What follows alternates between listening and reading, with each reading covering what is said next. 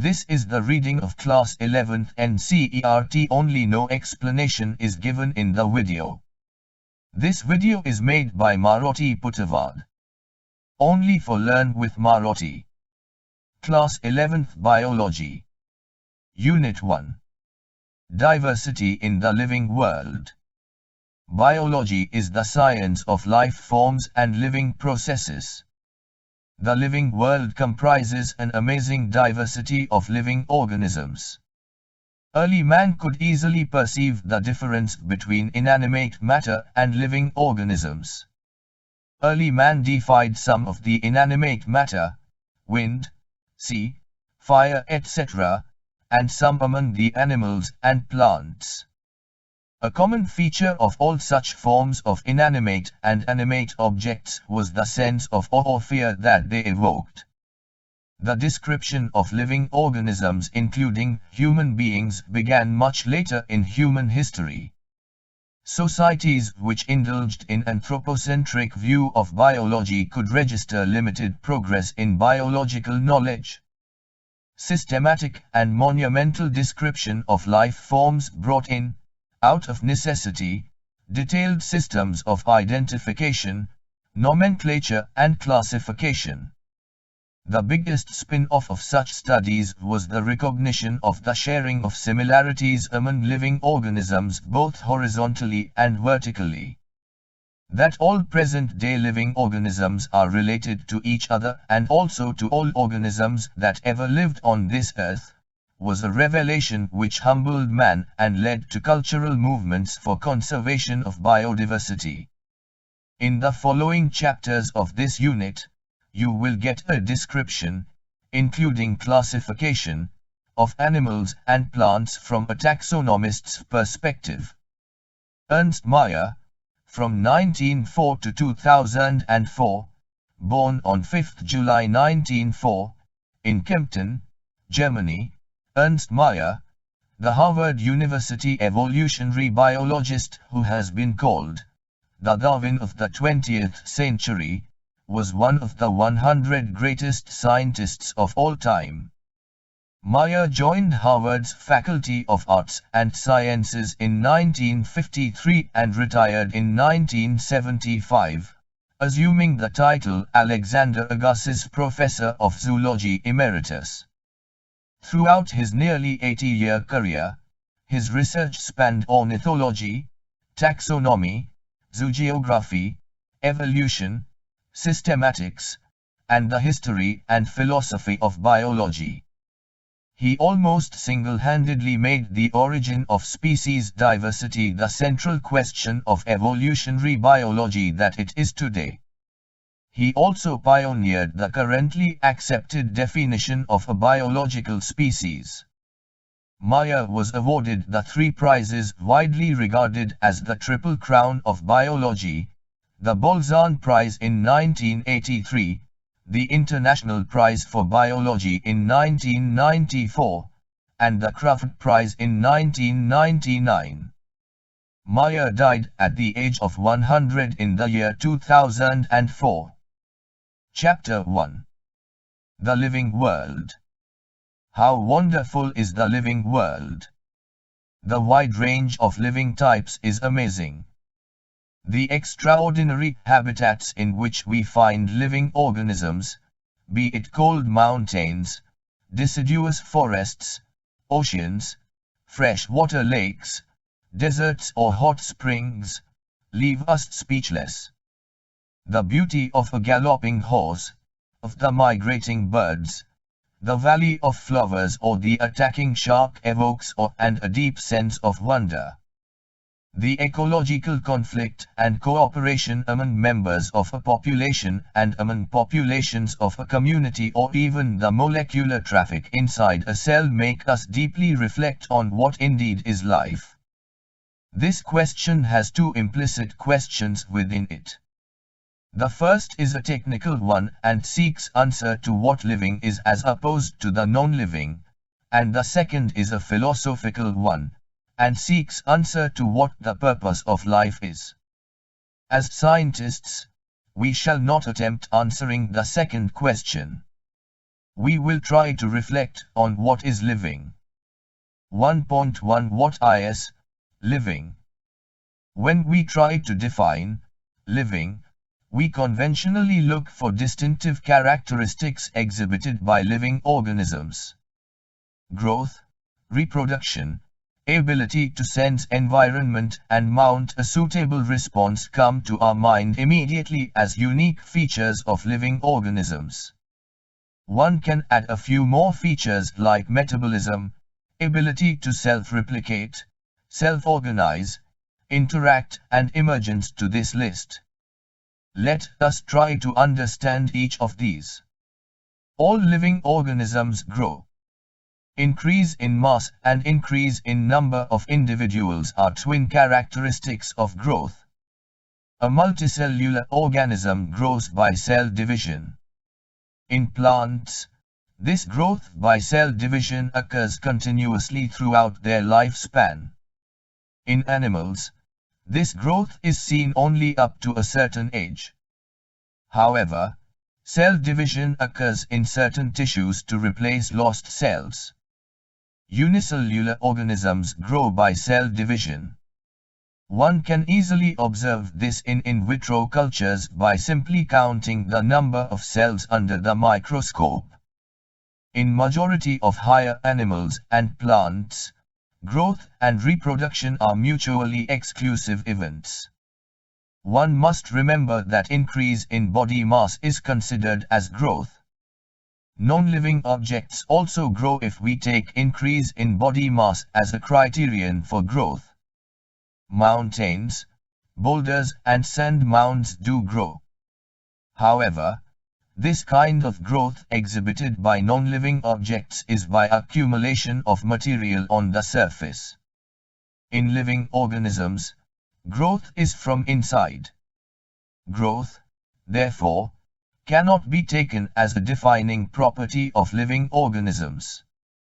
Conditions under which it can be observed in all living organisms have to be explained, and then we understand that it is a characteristic of living systems. A dead organism does not grow. Reproduction, likewise, is a characteristic of living organisms.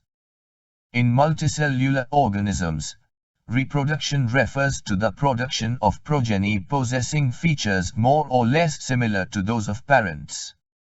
Invariably and implicitly we refer to sexual reproduction. Organisms reproduce by asexual means also.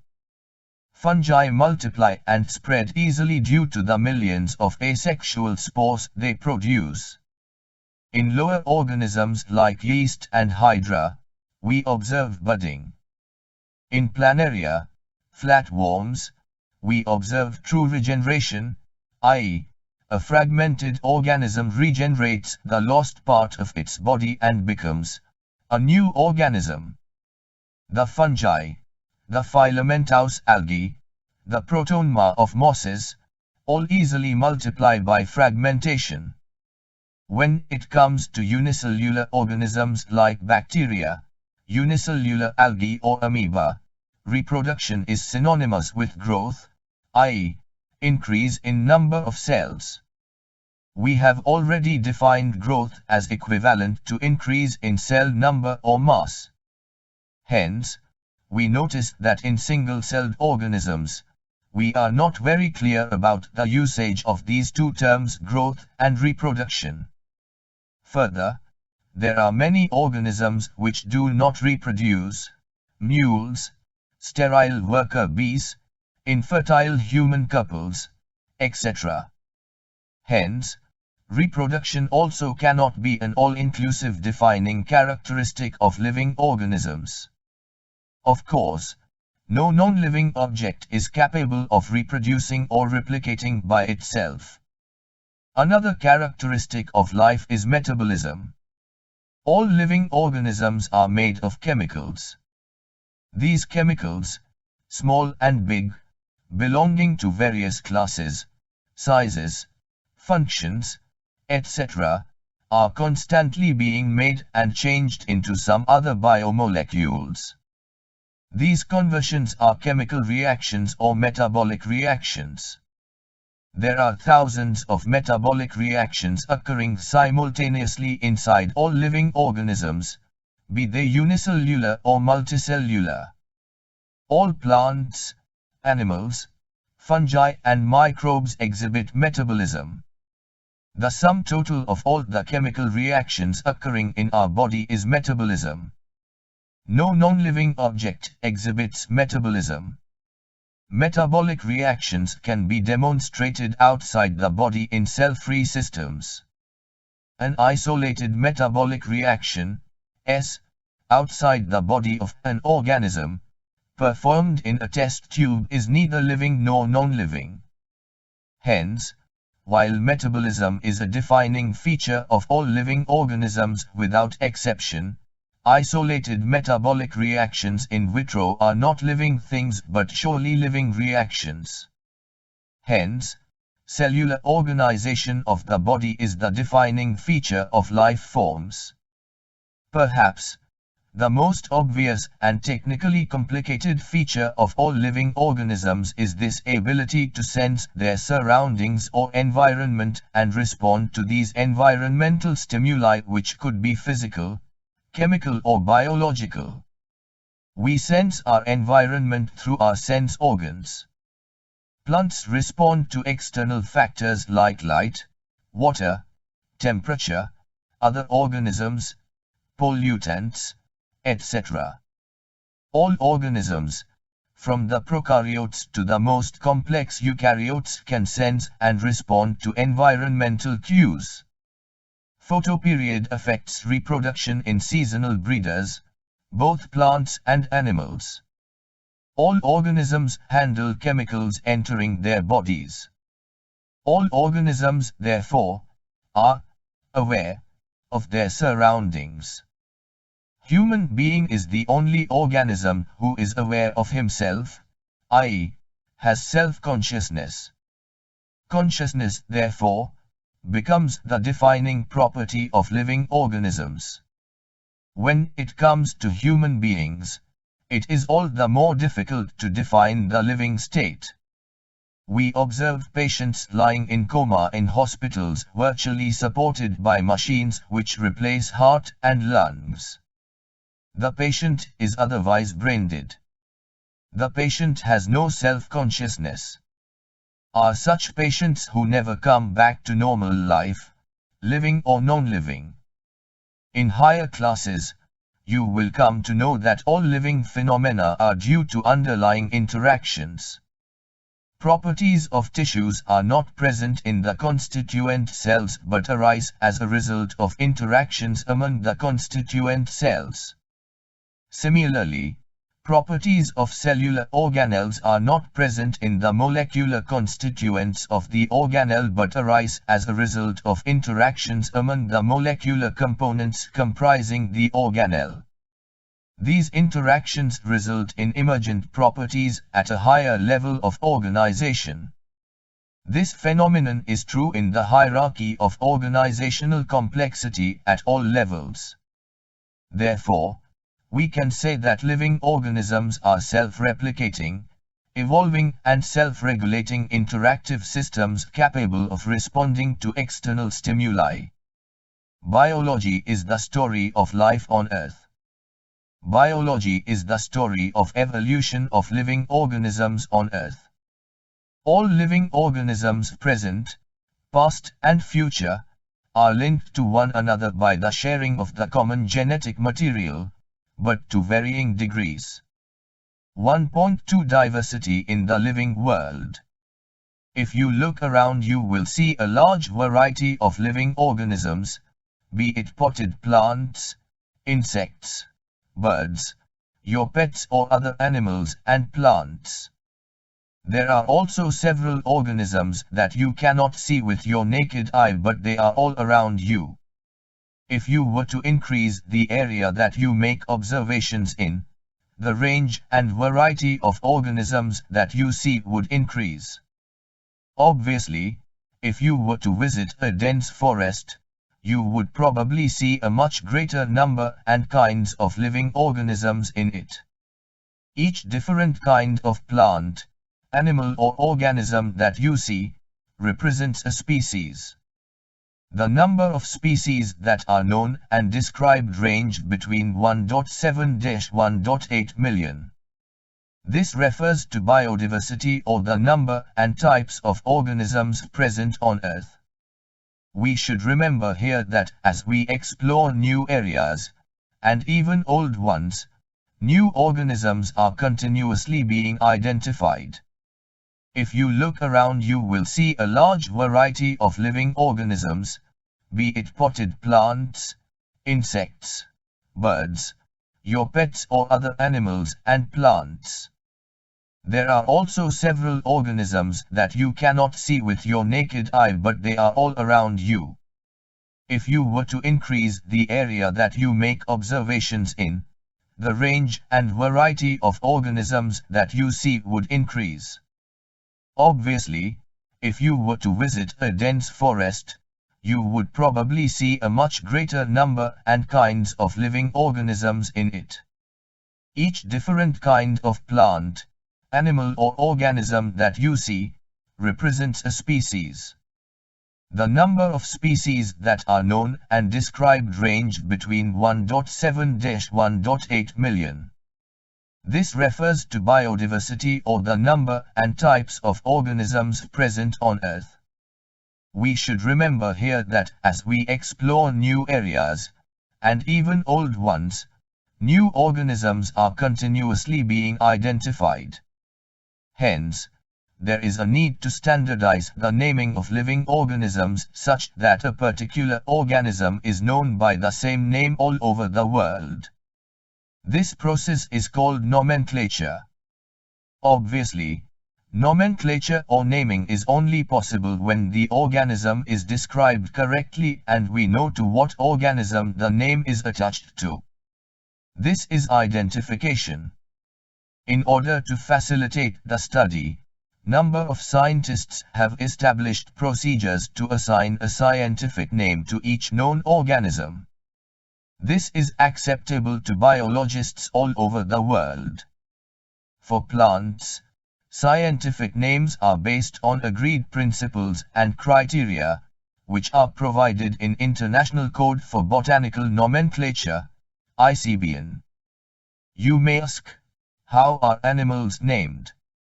Animal taxonomists have evolved International Code of Zoological Nomenclature, ICZN. The scientific names ensure that each organism has only one name. Description of any organism should enable the people, in any part of the world, to arrive at the same name. They also ensure that such a name has not been used for any other known organism. Biologists follow universally accepted principles to provide scientific names to known organisms. Each name has two components, the generic name and the specific epithet. This system of providing a name with two components is called binomial nomenclature. This naming system given by Carolus Linnaeus is being practiced by biologists all over the world. This naming system using a two-word format was found convenient. Let us take the example of mango to understand the way of providing scientific names better.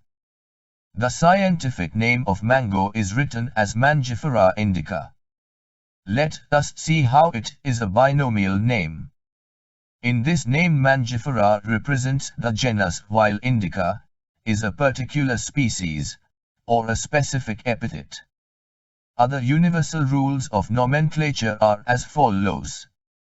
1. Biological names are generally in Latin and written in italics. They are Latinized or derived from Latin irrespective of their origin. 2. The first word in a biological name represents the genus while the second component denotes the specific epithet. 3. Both the words in a biological name, when handwritten, are separately underlined or printed in italics to indicate their Latin origin. 4. The first word denoting the genus starts with a capital letter while the specific epithet starts with a small letter. It can be illustrated with the example of Mangifera indica. Name of the author appears after the specific epithet, i.e., at the end of the biological name, and is written in an abbreviated form, e.g., Mangifera indica Linn. It indicates that this species was first described by Linnaeus. Since it is nearly impossible to study all the living organisms, it is necessary to devise some means to make this possible. This process is classification. Classification is the process by which anything is grouped into convenient categories based on some easily observable characters. For example, we easily recognize groups such as plants or animals or dogs, cats or insects. The moment we use any of these terms, we associate certain characters with the organism in that group. What image do you see when you think of a dog? Obviously, each one of us will see dogs and not cats. Now, if we were to think of Alsatians, we know what we are talking about. Similarly, suppose we were to say mammals, you would, of course, think of animals with external ears and body hair. Likewise, in plants, if we try to talk of wheat, the picture in each of our minds will be of wheat plants, not of rice or any other plant. Hence, all these, dogs, cats, mammals, wheat, rice, plants, animals, etc., are convenient categories we use to study organisms. The scientific term for these categories is taksha. Here you must recognize that taksha can indicate categories at very different levels. Plants also form a taksha. Wheat is also a taksha. Similarly, animals, mammals, dogs, are all taksha, but you know that a dog is a mammal and mammals are animals. Therefore, animals, mammals, and dogs represent taksha at different levels. Hence, based on characteristics, all living organisms can be classified into different taksha.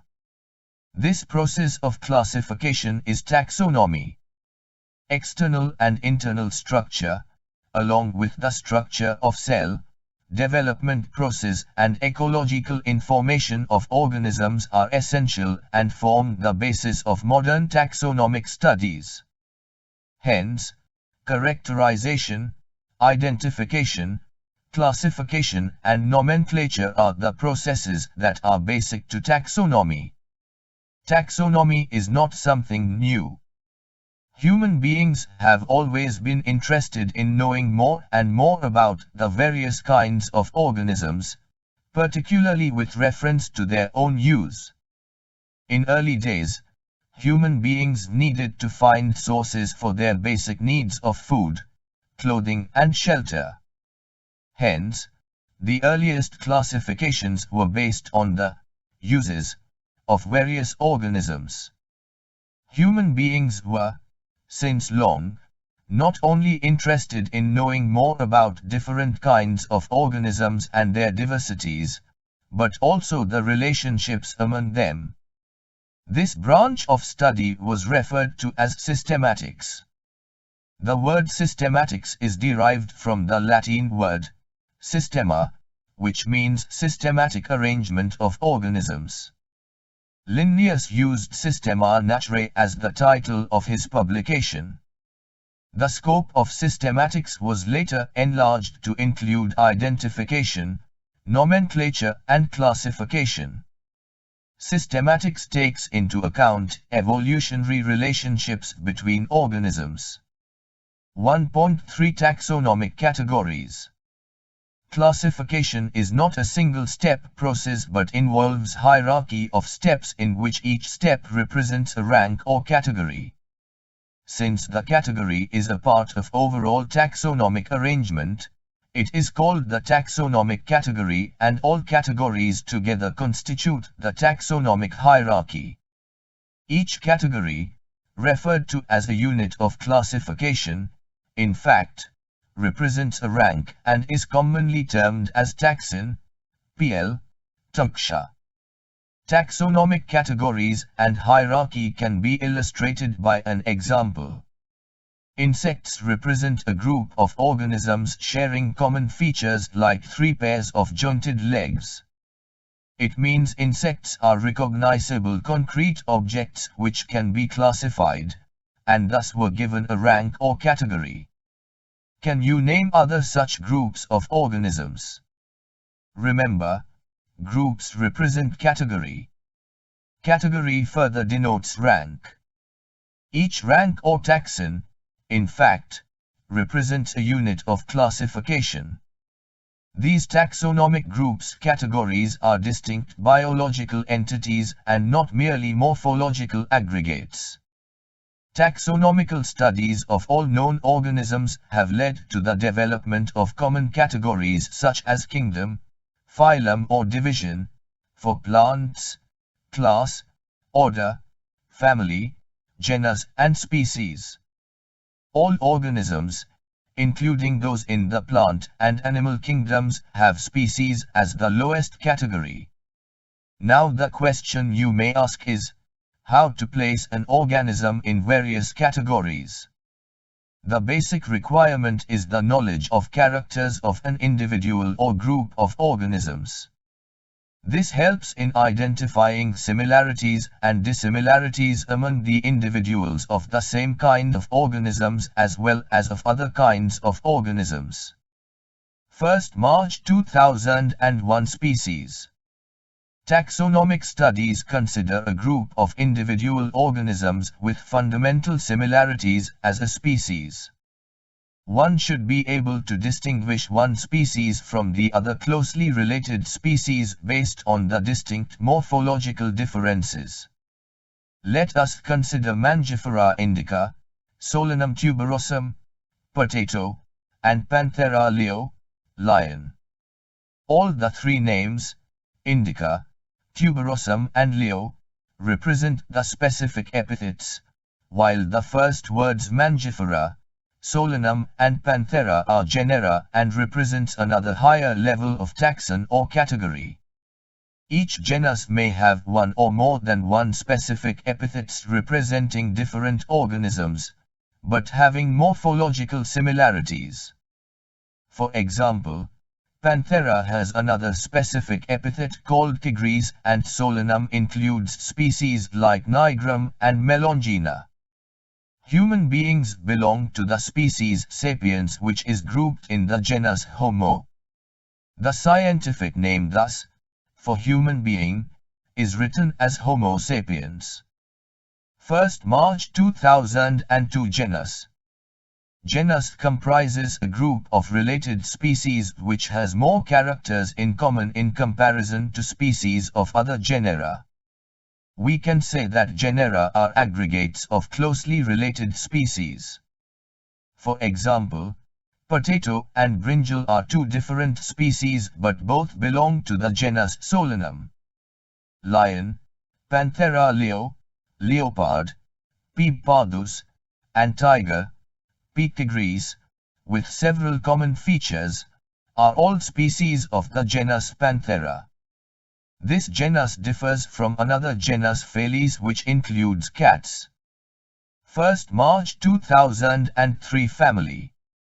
The next category, family, has a group of related genera with still less number of similarities as compared to genus and species. Families are characterized on the basis of both vegetative and reproductive features of plant species.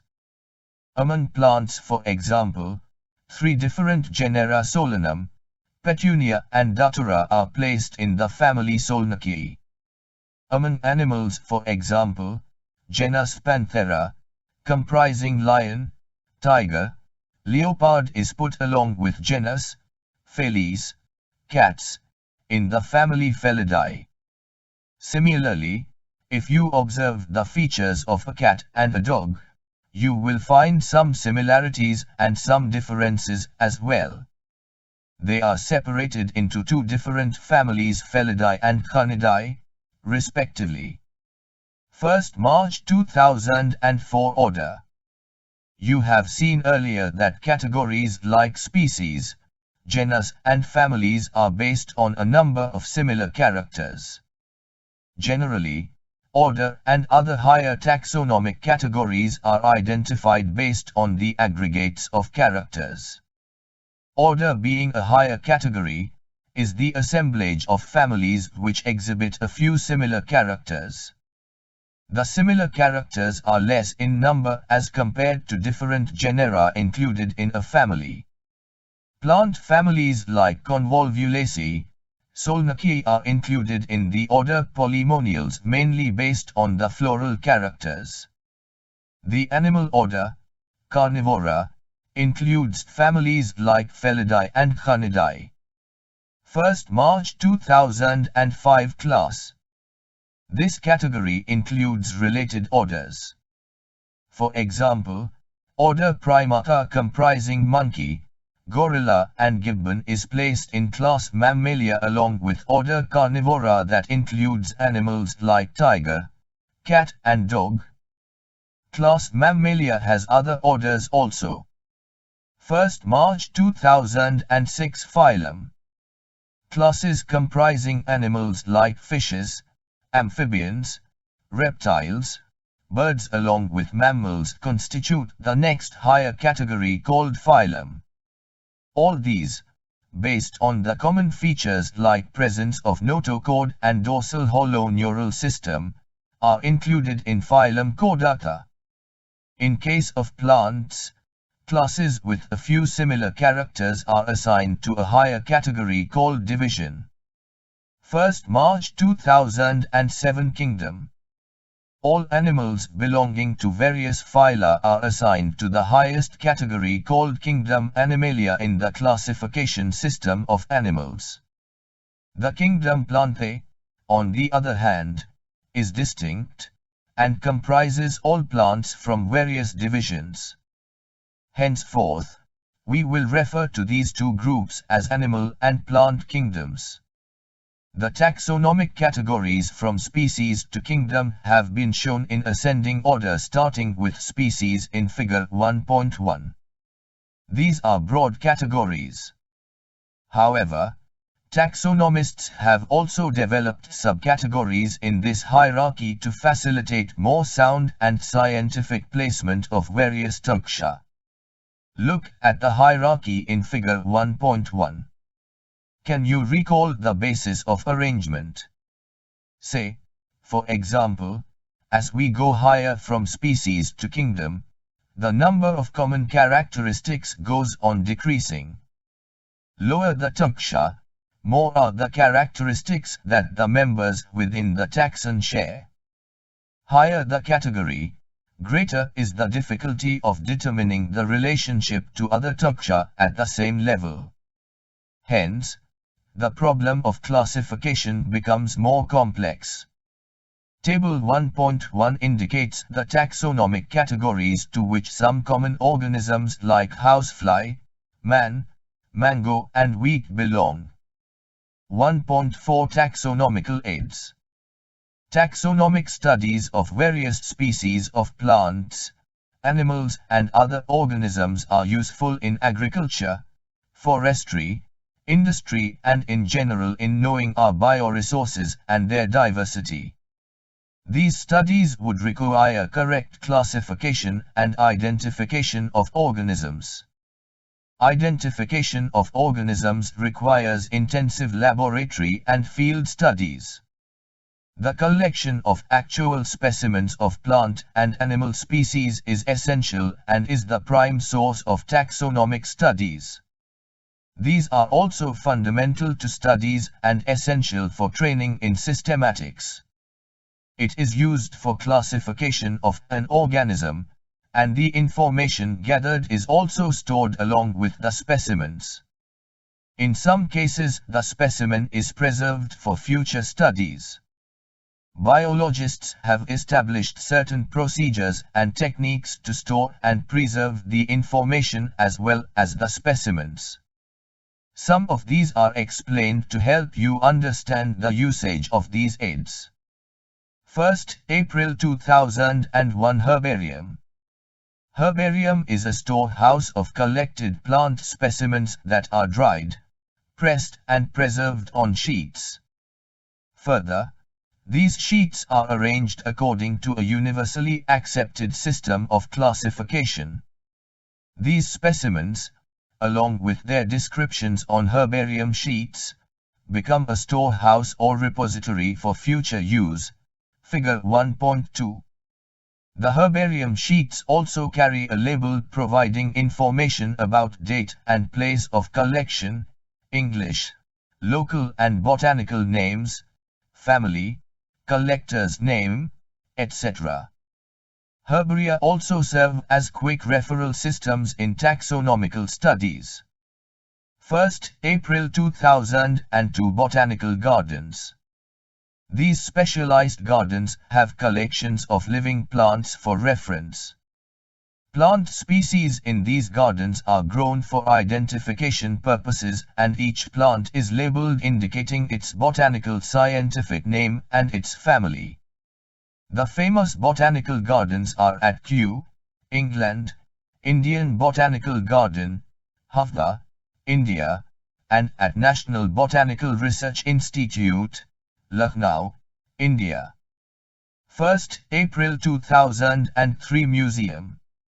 Biological museums are generally set up in educational institutes such as schools and colleges. Museums have collections of preserved plant and animal specimens for study and reference. Specimens are preserved in the containers or jars in preservative solutions. Plant and animal specimens may also be preserved as dry specimens. Insects are preserved in insect boxes after collecting, killing and pinning. Larger animals like birds and mammals are usually stuffed and preserved. Museums often have collections of skeletons of animals too. First, April 2004 Zoological Parks. These are the places where wild animals are kept in protected environments under human care and which enable us to learn about their food habits and behavior. All animals in a zoo are provided, as far as possible, the conditions similar to their natural habitats. Children love visiting these parks, commonly called zoos. Figure 1.3. First, April 2005 Key. Key is another taxonomical aid used for identification of plants and animals based on the similarities and dissimilarities. The keys are based on the contrasting characters generally in a pair called couplet. It represents the choice made between two opposite options. This results in acceptance of only one and rejection of the other. Each statement in the key is called a lead. Separate taxonomic keys are required for each taxonomic category such as family, genus and species for identification purposes. Keys are generally analytical in nature.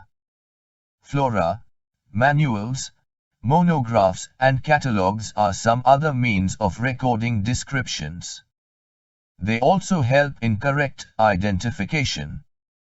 Flora contains the actual account of habitat and distribution of plants of a given area.